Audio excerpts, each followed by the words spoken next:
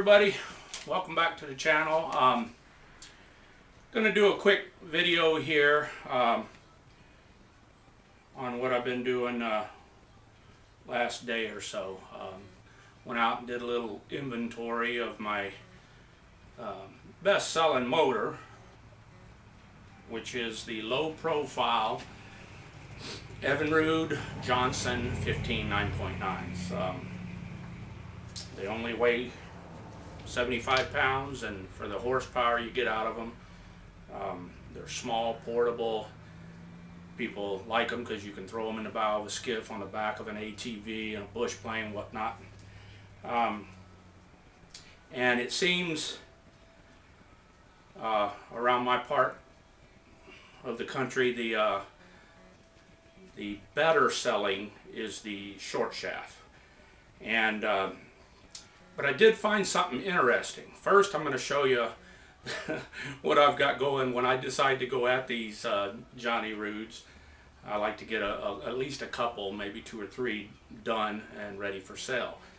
And so I'll show you what I'm doing. I want to say a big hello to all the new subscribers, and thank you for subscribing, and I hope you enjoy the channel. So here's what I've got going. And I have said in the past that in my neck of the woods, saltwater is the deal. There are no freshwater boat launches in my neck of the woods. Everything is saltwater from day one. And I'm going to show you a little bit of what I've been talking about. Then I'm going to kind of clean up here a little bit, and then I'm going to show you what I found in one of these motors. And I hadn't seen this before. I've seen versions, but I haven't seen this version, so I thought it was kind of cool. So first, let me show you what we got going. Alright, so on the bench right there that you can see, I've got a little 15. I'm putting some new gaskets in it, head gasket and the exhaust bypass port gaskets. This engine was obviously, well, it was obvious to me, it was getting water in the lower cylinder. So I cleaned everything up, the mating surfaces. Whoops. And when I clean them up, I like to get them to look about like that. Nice and shiny and clean. And I went ahead and painted things up, but I got the mating surfaces all clean, a little bit sand leveled, and got the power head there. I got the gaskets. I'm just going to put that all together. And as ugly as it is, it won't be that ugly when I get done with it. That power head is going in that lower leg. You can see it's a short shaft, and you can see how scaly and nasty and just full of salt yuck. And but that will get all wire wheeled, a little bit of etching primer, some zinc chromate primer on it. Then, just to hide a lot of the salt devastation and make it look better in appearance, I'll put a couple coats of sand and fill primer on there, and once I put a top coat, just rattle can white, it'll look a lot better. Alright, so I've got this shorty here. The motor mounts are all wobbly in that thing. The bottom ones, something's going on there. So I'm going to pull that power head, find out what's going on. I'll probably use that lower leg just like it is after I put some new motor mounts in it. That is a power head that was completely saltwater submerged. But there's still some real good parts on it. In fact, I'm going to use that pan, and it's going to go on this lower leg. And you can't hardly see it, but right there I got another one, a long shaft. That one runs good. I'm just going to put a different drive shaft and cut the water tube and a different, the short shift rod, and that'll be all I do with that one. But I just want to show you the salt. If you look around that comes out of these motors. I mean, I really have to go at them to get them apart. The salt just eats them alive, and all that white powdery crap you're seeing there, that's what that is, just salt corrosion. In fact, that power head right there was so bad that I took my die grinder, this tool right here, and just to make it easy on me, I cut the drive shaft. You can see it right there, it's cut. I just cut that drive shaft. It's laying there, right there, the rest of it. I don't need that drive shaft. I've got dozens. But yeah, so I'm building Jonny-Rudes, 15s, while I got the power heads off, and when I take them off, I put the new trimmed grommets in them so they'll pee, cool themselves. But I found something a little interesting. I'll be right back and show you that. Right back.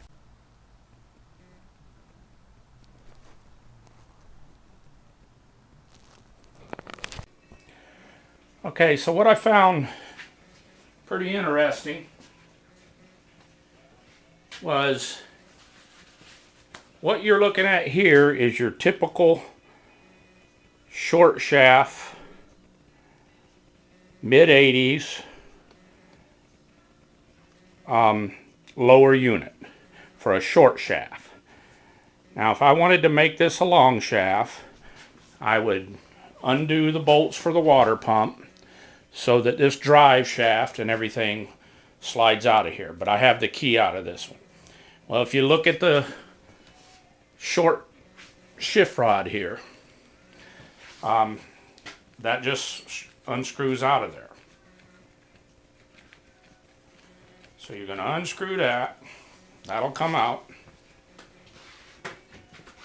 Then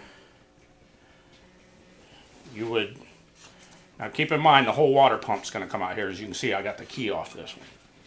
Then you would take your long shaft, water pump and all, and that would go down in there. This is the one I cut off. But anyway, you would put the long shaft one in there. Then you would take this, which is for a long shaft, and it would screw right down in that same hole. And you just screw it in all the way, and then you screw it back one turn. And now you would have a long shaft. Well, what I found interesting that they had done on this one, well, I say you'd have a long shaft. You got to have this section here, of course. Okay, now if you look on this copper, you can see where it's fatter here, and then it goes to a little indent. Hopefully you can see that. It's fatter right in there, and then it comes through here. There it is there. And this would be here, and you'd have a place for the short shaft water tube to stab in, and then there's a little plastic spacer that goes here. And then you would have a long shaft. Alright, so what I found interesting that they did, I'll show you it over here, to make this shift rod. Now that copper piece comes used to, I don't know if you can still get it or not, I have them around here. It was part of a kit. Alright, you would buy that piece of copper right there. You'd buy that, and it would stab down through there, and then you would get a long shift rod. You can see that's threaded. It just screws down in there. Well, what I found when I took this long shaft apart was this. And I thought that was pretty cool. This is just a regular short shaft shift rod with the connector link there. So there's the connector link, and that's your short shaft one. Here's your long shaft one. When you bought the kit, you would get a new shift rod. Whether you were going to long shaft or going to a short shaft, you would get the short shaft shift rod, and then you'd have to come up with a short shaft drive shaft. But you could buy these shift rods and that piece of copper tube if you wanted to go from short to long. You could buy them and it would come in a kit. Well, what I found on this one was it had the regular short shift rod in it for a short shaft, and then they had this little piece. As you can see, that looks factory to me. And so what that did was that stabbed into there, and you put the screw, little bolt back in there, so that stabbed in there like that, and then this one went on there, and now you've got the shift rod. And I've never seen that before, to where they took a short shift rod and made it a long shift rod with that little section there. I've never come across that. I've always either it had the long shaft shift rod in it, or it had the short shaft shift rod in it. I may not have these configured the way that the angle's supposed to be, but that's what I've always seen in one, even if it had the conversion kit and had the little copper water tube. The shift rods would always be either for a long shaft or for a short shaft. I have never seen that setup before with that third piece in there and two shift links. But that's what was in that right there when I took it apart. And so yeah, to me, I found that very interesting. So now that I have this piece, I will measure that, and I will take a few of the old long shaft shift rods or short shaft, don't matter, and I will make a few of these now that I have this to go by as a template. And before I took the power head out of that motor, I always check to see if they shift. It shifted just fine, so that's the right length I'll need. So I'll make up a few of those out of old shift rods. I could even make this out of shift rods from, you know, several models. All that has to be right really is the diameter, and I can make that. So that was really neat to me to find that in there. I've just never come across it. That may be part of a factory conversion, but I've never bought one of those factory conversions.